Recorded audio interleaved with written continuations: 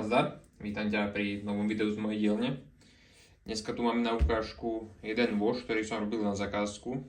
Ak si pamätáte, pár videí naspäť som vyrábal nôž s rovnakou rukoveťou z Korianu.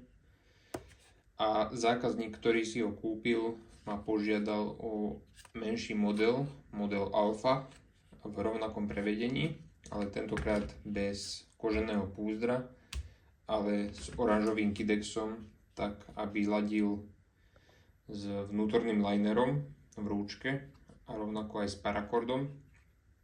A podľa mňa sa táto kombinácia extrémne vydarila, pretože má to krásny kontrast farieb a tento nôž veru nikdy nestratí, lebo je stále na očiach.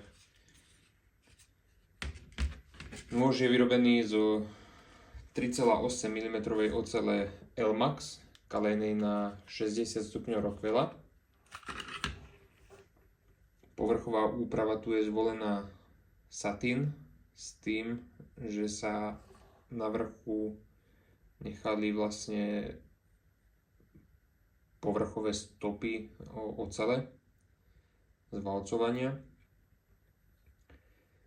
Fazetka je vytiahnutá na diamantoch po zranitosť 3000, následne pretiahnutá na koženej doske.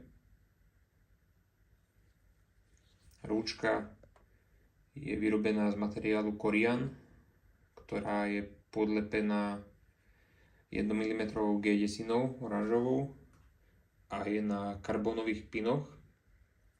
Na pätke noža máme klasický, ako sme zvyknutí pri Alfe, rozbíjač skla, kalený hrot. Celková dĺžka noža od špičky po hrot je 19 cm a dĺžka čepele od špičky po začiatok rúčky je rovných 9 cm.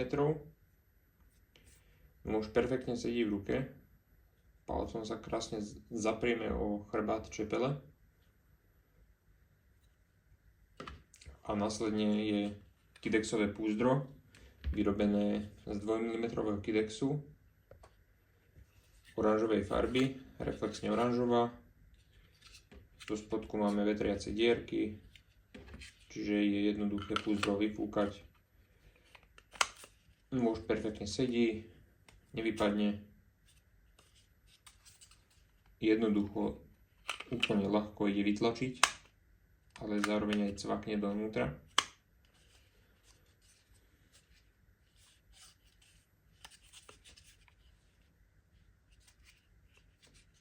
Ako som spomínal, tento nôž už má svojho majiteľa, ale budú ďalšie dostupné. Uvidíme v akých farbách. Ak by ste mali záujem o materiál, tak napríklad kidex, chcete si skúsiť vyrobiť kidexové púzdro, tak v popise nájdete stránku www.kneifer.eu, kde nájdete materiály na výrobu nožov. Rovnako aj kidex, bude naskladnený aj Korian, parakordy a všetko ostatné tam nájdete.